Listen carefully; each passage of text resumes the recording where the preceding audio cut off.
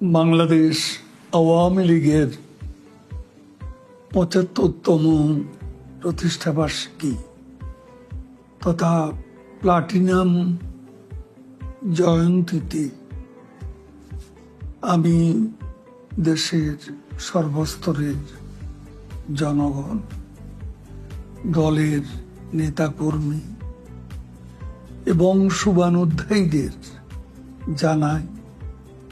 আন্তরিক শুভেচ্ছা। বাংলাদেশ আওয়ামী লীগের গৌরবময় ৭ দশকের ইতিহাস, সূচনা লগ্ন থেকে অগণিত ত্যাগী,